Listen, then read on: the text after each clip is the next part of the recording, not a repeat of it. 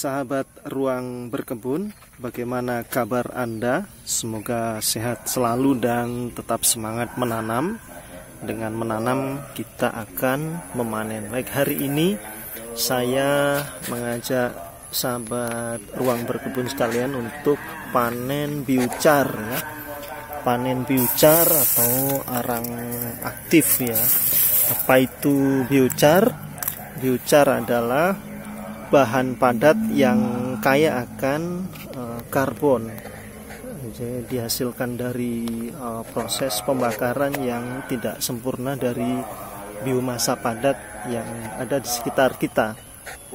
Baik, di sekitar kita itu kan biomasa dibagi tiga ya, atau tumbuhan atau apapun yang ada di sekitar kita itu dibagi menjadi tiga menurut konsepnya Prof. Nasih ya.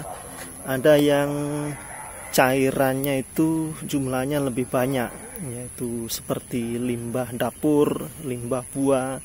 Maka proses untuk memanfaatkan kembali bisa bermanfaat untuk tanaman kita, untuk tanah kita adalah dengan menggunakan ember tumpuk ya, yang dulu juga sempat kita bahas. Yang kedua adalah biomasa yang lunak ya, seperti dedaunan ya. Ini dedaunan ini termasuk tipe lunak ya. Ini ketika kita ingin memanfaatkannya untuk tanaman kita, maka ini langsung saja kita gunakan kita proses dengan dikompos langsung ya.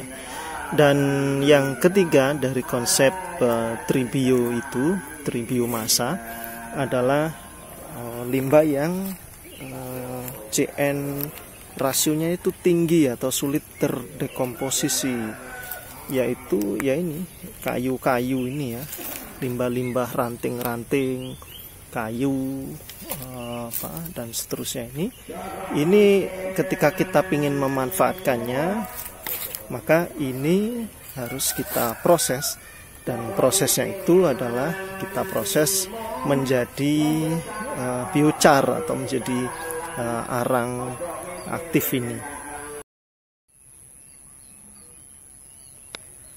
Apa manfaat biochar ini? Jadi manfaatnya itu sangat istimewa ya. Proses pembuatannya sederhana, namun manfaatnya itu istimewa. Biochar ini bermanfaat untuk menyehatkan tanah. Biochar ini bermanfaat untuk menyuburkan tanah ya.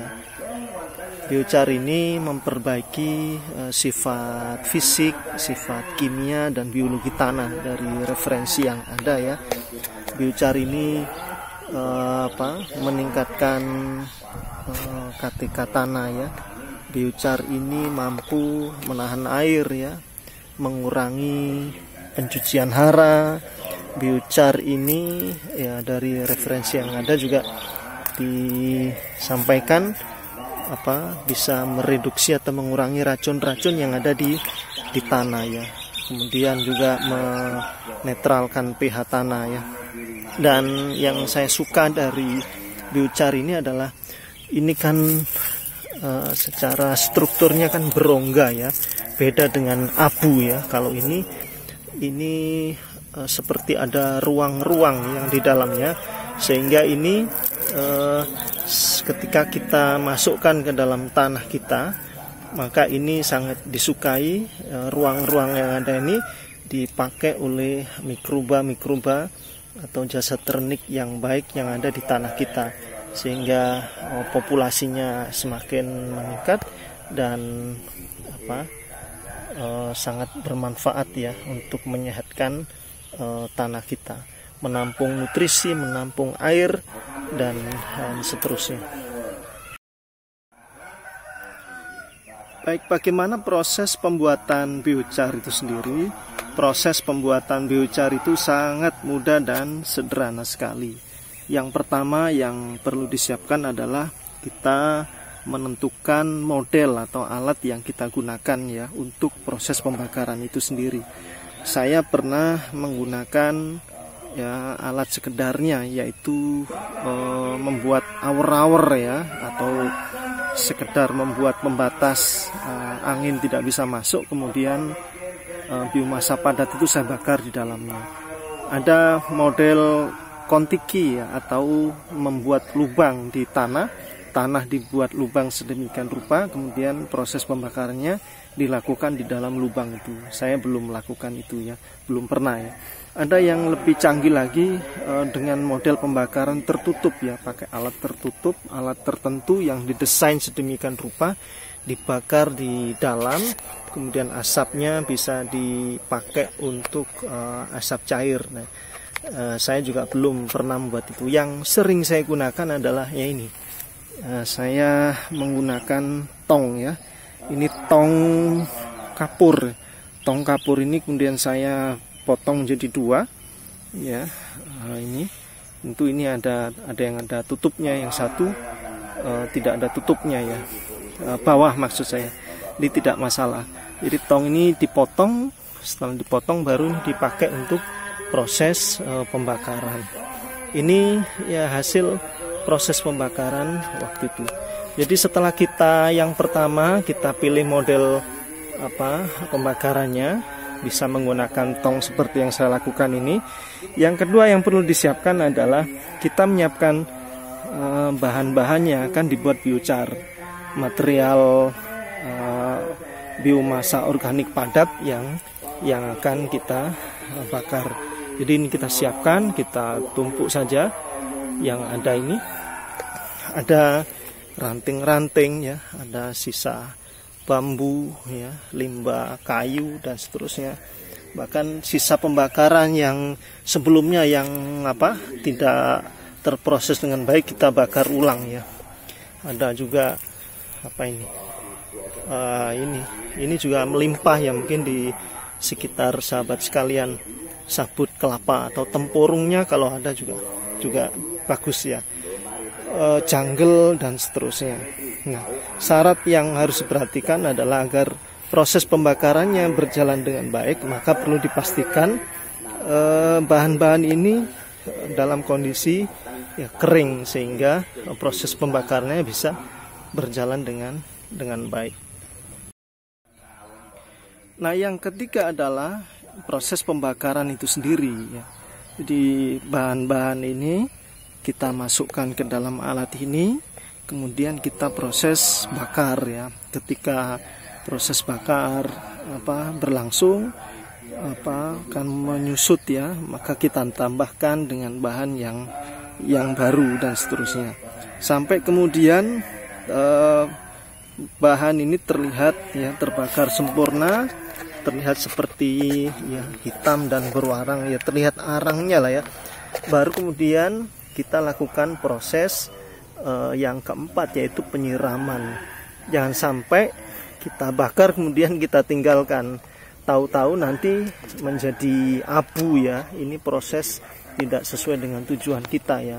Kalau kita ingin membuat arang, maka harus kita tunggu ya, kita pastikan waktu pembakaran itu menjadi arang, baru kemudian kita lakukan penyiraman dengan air dingin ya. Setelah proses dengan air dingin disiram, kemudian baru ini bisa kita panen ya. Ini bisa kita panen. Nah, ini hasilnya. Nah, sahabat sekalian, bagaimana aplikasi di lapangan? Nah, ini yang berikutnya, yaitu aplikasinya itu ini bisa kita langsung tabur di lahan kita untuk pembenah dan penyehat tanah kita.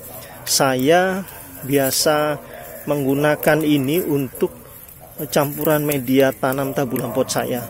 Ini menjadi bahan wajib ya, karena memang melimpah, maka ini saya tambahkan, dan alhamdulillah tanaman tabulam pot di lahan kami, ruang berkebun, kondisinya sehat dan sangat subur ya.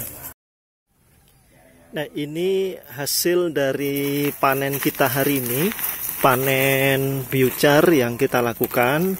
Proses pembakaran sudah saya lakukan beberapa waktu yang lalu, dan hari ini berkesempatan bersama sahabat sekalian untuk memanennya. Nah, bagaimana kemudian pengaplikasiannya, penggunaannya, hasil dari panen biochar ini? Ini bisa langsung kita tabur di lahan kita ya, sebagai dasaran ya. Ini sebagai pembenah tanah kita sangat bagus sekali.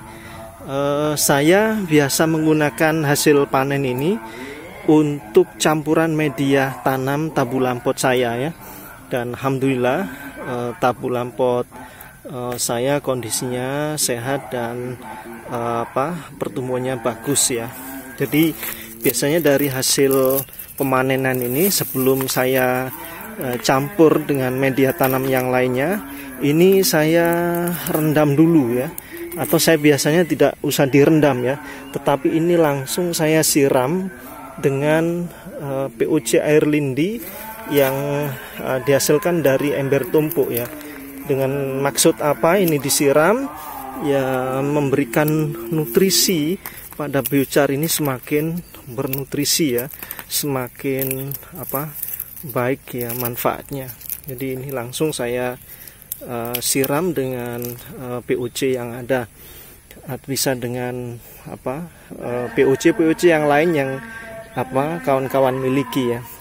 Kemudian langsung nanti kita campur dengan media tanam yang lainnya. Baik, saya sudah mencoba membuat biochar ini. Kawan-kawan, ayo semangat mencoba. Dengan mencoba kita akan bisa dan menemukan pengalaman baru yang sangat bermanfaat. Baik, semoga bermanfaat dan menginspirasi kawan-kawan sahabat Ruang Berkebun sekalian. Terima kasih.